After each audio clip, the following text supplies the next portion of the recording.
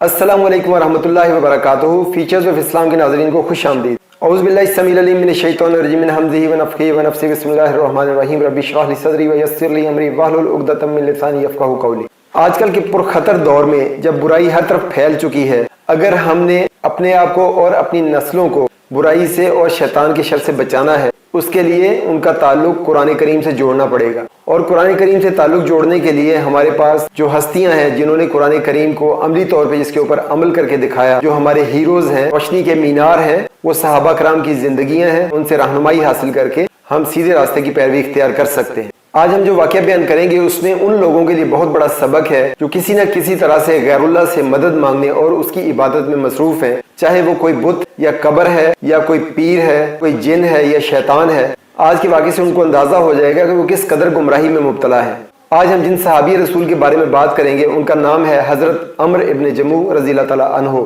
अम्र इब्न जमू यसरफ के ज़ुआमा में उनका शुमार था और वो कबीला बनु सलमा के सरदारों में से थे और बहुत ही वो साहिब सरवत और साहिब जूदो सखा के तौर पे मशहूर थे। जिस तरह आजकल भी हम देखते हैं कि जो लोग बुतों की पूजा में मसरूफ हैं या गैरुल्लाह से मदद मांग रहे हैं, उनमें अक्सरियत में आपने देखा होगा कि जो उमरा और रईस लोग होते हैं वो अपने घरों में भी किसी कीमती धात या पत्थर या लकड़ी के बुत बना के रखते हैं और उनसे वो सुबह शाम उनकी इबादत करते हैं, उनसे मदद मांगते हैं और उनकी खिदमत में लगे रहते हैं। तो इसी तरह का रिवाज ज़माने जाहिलियत में भी अरब में मौजूद था कि जो वहाँ के रईस लोग होते थे वो अपने घरों में भी भलाई हासिल करने के लिए बुतों को बना के रखते और उनकी खिदमत और उनको खुशबुएं लगाना और उनको साफ सुथरा करके उनकी इबादत में लगे रहना उनकी रिवायात में शामिल था। इस तरह बुत बनाकर रखने को वो अपने लिए शान शौकत और इम्तियाज का जरिया समझते थे। अम्र इब्न जमू ने भी अपने घर में एक कीमती लकड़ी का बुत बना के रखा हुआ था जिसका नाम उसने मनात रखा हुआ था और वो सुबह शाम उसकी खिदमत में लगा रहता,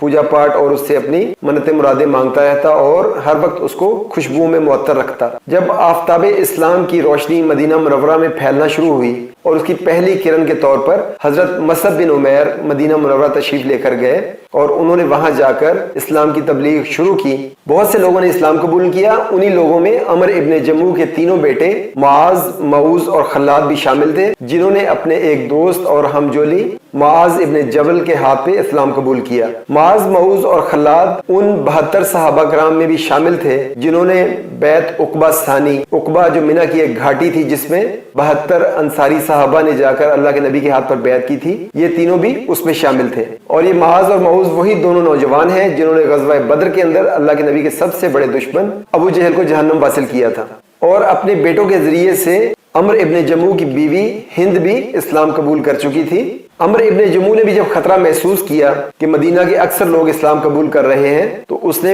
अपनी बीवी को बुलाया और बुलाकर उसने एक दिन कहा, मुबल्लिग जो मक्का से आया हुआ है उसकी तालीमात बहुत तेजी से मदीना के अंदर फैल रही हैं, तुम अपने बेटों का ख्याल रखना, कहीं ऐसा ना हो कि वो अपने बाप दादा का दीन छोड़कर उसका दीन इख्तियार कर ले और मुझे इसकी खबर ना हो। बीवी जो इंतहाई मुखलिस थी और अपने शौहर से मोहब्बत करती थी, वो उसकी बात सुनकर बड़ी अफसरदा हुई। उसने कहा कि एक दफा आप अपने बेटे को बुलाकर उससे पूछ लें कि उस मुबल्लिग की क्या तालीमात हैं। अम्र इब्न जमू ने कहा कि तुम्हारा बुरा हो, क्या तुम्हें पता है कि तुम्हारा बेटा जो है वो मेरा दीन छोड़ चुका है? उसने कहा नहीं, ऐसी बात नहीं है, लेकिन मुझे पता है कि वो चंद एक मजलिसों में उस मुबल्लिग के पास गया था और उसकी तालीमात उससे सुन रखी हैं, इसलिए मैं ये चाहती हूँ कि आप उससे बुलाकर पूछ लें। अम्र इब्न जमू ने अपने बेटे को बुलाया और बुलाकर उससे पूछा कि उस मुबल्लिग की क्या तालीमात हैं जो मक्का से आया हुआ है। तो हजरत मुआज रज़ियल्लाहु तआला अन्हु ने सूरह फातिहा की तिलावत की। बिस्मिल्लाहिर्रहमानिर्रहीम, अल्हम्दुलिल्लाहि रब्बिल आलमीन, अर्रहमानिर्रहीम, मालिकि यौमिद्दीन, इय्याका नअबुदु व इय्याका नस्तईन, इहदिनस सिरातल मुस्तकीम, सिरातल लज़ीना अनअमता अलैहिम गैरिल मग़दूबि अलैहिम वलद्दॉल्लीन। अल्लाह के नाम से जो इंतहाई मेहरबान और निहायत रहम करने वाला है। तमाम तारीफें अल्लाह रब्बुल आलमीन के लिए हैं जो रहमान और रहीम है, रोज़े जज़ा का मालिक है। ऐ अल्लाह, हम तेरी इबादत करते हैं और तुझी से मदद मांगते हैं, हमें सीधे रास्ते की तरफ रहनुमाई फरमा। उन लोगों का रास्ता जिन पर तेरा इनाम हुआ, ना कि उन लोगों का रास्ता जिन पर तेरा गजब हुआ और जो गुमराह हुए। अम्र इब्न जमू ने ये आयात गौर से सुनी और सुनकर वो इनसे बड़ा मुतासिर हुआ और उसने कहा कि बेटे ये कलाम तो बहुत अच्छा है, क्या उस मुबल्लिग की सारी बातें इसी तरह की हैं? तो हजरत मुआज ने कहा कि हाँ बिल्कुल इसी तरह की हैं, क्या आप उसकी तालीमात कबूल करना चाहते हैं? तो अम्र इब्न जमू थोड़ी देर के लिए खामोश हो गए। उसके बाद उन्होंने कहा نہیں میں پہلے اپنے بت منات سے مشورہ کروں گا اور پھر میں اس کے بارے میں کچھ کہہ سکتا ہوں۔ تو حضرت معاذ نے آگے سے جواب دیا کہ منات تو لکڑی کا ایک بے جان ٹکڑا ہے جو نہ سن سکتا ہے نہ بول سکتا ہے، وہ آپ کو اس کا کیا جواب دے گا؟ یہ سن کر عمر ابن جموع بھڑک اٹھے اور انہوں نے کہا کہ میں نے جب کہہ دیا کہ میں اس کے مشورے کے بغیر کچھ نہیں کروں گا تو کچھ نہیں کروں گا۔ وہاں سے وہ سیدھے اپنے بت کے کمرے میں چلے گئے۔ زمانہ جاہلیت میں یہ رواج تھا کہ جب بھی وہ اپنے بت سے بات کرنا چاہتے اس کے پیچھے کسی بوڑھی عورت کو کھڑا کر دیتے اور وہ اس کی طرف سے انہیں جواب دیتی اور یہ سمجھا جاتا کہ یہ جواب بت نے اس کے دل میں ڈالا ہے۔ اس طرح کی جاہلانہ روایات اس وقت قائم تھی۔ وہ اپنے بت کے پاس گئے اور انہوں نے کہا کہ منات تم جانتے ہو کہ یہ مبلغ اسلام جو آیا ہوا ہے وہ کسی اور کو نقصان نہیں پہنچاتا سوائے تمہارے، وہ ہمیں تمہاری عبادت سے روکنے کے لیے آیا ہے، تو میں یہ چاہتا ہوں کہ تم مجھے رہنمائی دو کہ مجھے کیا کرنا چاہیے۔ خیر بت نے آگے سے کیا جواب دینا تھا، کوئی جواب نہ آیا۔ انہوں نے کہا کہ مجھے لگتا ہے کہ تم ناراض ہو اس وجہ سے کہ وہ مبلغ اسلام یہاں آیا ہوا ہے، لیکن میں نے تمہارے خلاف کوئی بات نہیں کی اور نہ کوئی سنی ہے، جیسے ہی تمہارا غصہ ٹھنڈا ہوگا تو پھر میں تم سے اس بارے میں بات کروں گا۔ یہ کہہ کر وہ وہاں سے چلے گئے۔ عمر ابن جموع کے بیٹوں نے دیکھا کہ ان کے دل میں اسلام کے لیے محبت تو پیدا ہوئی ہے، لیکن وہ اتنے عرصے سے اس بت منات کی پوجا میں لگے ہوئے ہیں اور اس کی خاطر خدمت میں لگے ہوئے ہیں کہ وہ ان کی ذات کا حصہ بن چکا ہے اور اس کی محبت ان کے دل سے نکالنا خاصا مشکل ہے۔ تو انہوں نے ایک ترکیب سوچی کہ ہمیں کس طریقے سے اپنے والد کی مدد کرنی چاہیے، لہٰذا معاذ بن جبل کے ساتھ مل کر اس دن رات کو جب بڑے میاں اپنے بت کی پوجا پاٹ کر کے سو گئے تو وہ بت کے کمرے میں گئے اور بت کو وہاں سے اٹھایا اور اٹھا کر بنو سلمہ کے کچرے کے گڑھے میں ڈال دیا، اور اس کے بعد وہ آ کر اس طریقے سے بے خبر ہو کے سو گئے کہ جیسے کسی کو کچھ نہیں پتا۔ اگلے دن جب صبح عمر ابن جموع اٹھے اور وہ اپنے بت کے کمرے میں گئے تو انہوں نے بت کو وہاں نہ پایا تو بہت پریشان ہوئے اور شور شرابہ مچانا شروع کر دیا کہ میرے خدا پر کس نے حملہ کیا ہے، میں اسے نہیں چھوڑوں گا، میں اسے انتقام لوں گا۔ اس کے بعد انہوں نے اسے ادھر ادھر تلاش کرنا شروع کر دیا، لیکن کسی نے کوئی جواب نہ دیا اور سب خاموشی سے بیٹھے رہے۔ کافی دیر ڈھونڈنے کے بعد بالآخر انہیں بنو سلمہ کے گڑھے کے اندر مل گیا جہاں وہ کچرے کے ساتھ پڑا ہوا تھا، اور انہوں نے بت کو گڑھے سے نکالا اور دھو کر اسے صاف ستھرا کر کے خوشبوئیں لگا کے واپس رکھ دیا۔ انہوں نے کہا مجھے نہیں پتا منات تمہارے ساتھ کس نے یہ کیا ہے، اگر مجھے یہ پتا چل جائے تو میں اچھے طریقے سے اس کی خبر لوں گا۔ جیسے ہی اگلی رات ہوئی جب عمر ابن جموع گہری نیند میں چلے گئے تو وہ گئے اور بت کے کمرے میں جا کر انہوں نے بت کو اٹھایا اور پھر جا کر انہوں نے بنو سلمہ کے کچرے کے گڑھے میں ڈال دیا۔ اب اگلے دن دوبارہ عمر ابن جموع اٹھے اور انہوں نے جا کے دیکھا کہ بت اپنی جگہ پہ موجود نہیں ہے، تو وہ فوراً کچرے والے گڑھے کے اوپر پہنچے اور انہوں نے جا کے دیکھا کہ پھر ان کا بت وہاں پہ اوندا منہ پڑا ہوا ہے۔ انہوں نے پھر اسے اٹھایا وہاں سے اور صاف ستھرا کر کے خوشبوئیں لگا کے واپس انہوں نے اس کی جگہ پہ رکھ دیا۔ اس کے بعد مسلسل ایسا ہوتا رہا کہ ان کے بیٹے بت کو اٹھا کے گڑھے میں ڈال دیتے اور وہ پھر اٹھا کر اسے واپس لے آتے، حتیٰ کہ ایک دن تنگ آ کے عمر ابن جموع نے کہا کہ منات مجھے نہیں پتا تمہارے ساتھ یہ کون کر رہا ہے، لیکن اگر تمہارے اندر کوئی بھی خیر یا کوئی بھی طاقت ہے تو میں یہ تلوار تمہارے حوالے کرتا ہوں، آج جو بھی تمہارے ساتھ یہ زیادتی کرے تم اچھے طریقے سے اس کی خبر لینا۔ یہ کہہ کر انہوں نے اپنی تلوار نکالی اور بت کے گلے میں ڈال دی اور پھر وہ اپنی خوابگاہ میں چلے گئے۔ ان کے بیٹے اٹھے اور بت کے کمرے میں گئے اور انہوں نے تلوار اس کی گردن سے الگ کی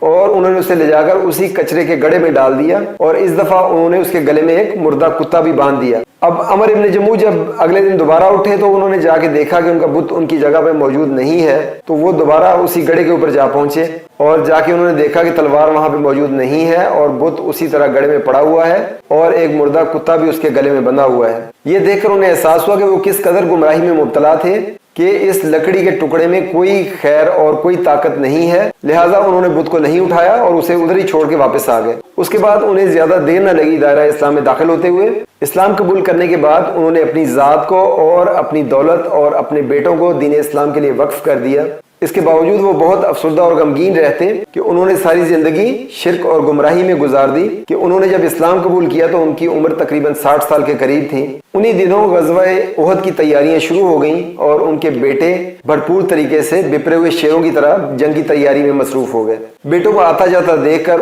ان کے دل میں بھی جہاد کا جذبہ اور شوق شہادت پیدا ہوا اور انہوں نے کہا کہ میں بھی جہاد میں حصہ لوں گا۔ حضرت عمر ابن جموع رضی اللہ تعالیٰ عنہ ایک پاؤں سے معذور بھی تھے اور اور ان کی عمر بھی زیادہ تھی، اس لیے ان کے بیٹوں نے کہا کہ آپ کو اللہ تعالیٰ نے جہاد سے رخصت دی ہے، آپ کے اوپر اس چیز کی ذمہ داری نہیں ہے، آپ اپنے اوپر ایسا بوجھ کیوں ڈالتے ہیں جس کی ذمہ داری آپ کے اوپر نہیں ہے۔ لیکن انہوں نے ضد کی، اور جب ان کے بیٹے نہ مانے تو بالآخر وہ دربار رسالت میں حاضر ہوئے اور انہوں نے اللہ کے نبی سے شکایت کی کہ اے اللہ کے رسول، میں جہاد کی برکات حاصل کرنا چاہتا ہوں، میں جنت کا طلبگار ہوں، میں شہادت کا طلبگار ہوں، اور میرے بیٹے مجھے اس خیر میں شامل ہونے سے روک رہے ہیں۔ خدا کی قسم، میں اس بڑھاپے میں بھی اپنی ایک تندرست ٹانگ کے اوپر جہاد کروں گا اور اسی ایک ٹانگ کے اوپر جنت میں جاؤں گا۔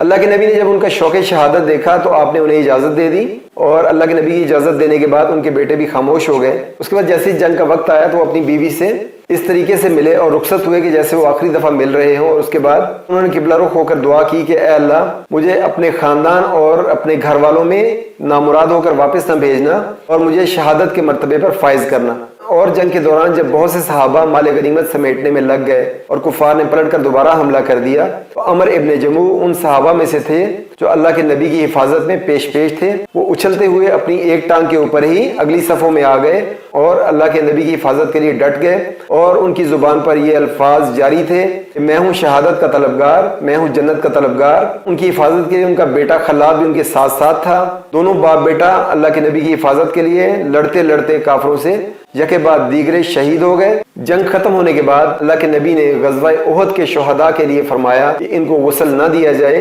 اور ان کے ہتھیار اور ان کے چمڑے کے لباس ہٹا کر انہیں اسی طریقے سے دفن کر دیا جائے۔ اس کے بعد حضرت محمد صلی اللہ علیہ وآلہ وسلم نے فرمایا کہ احد کے شہداء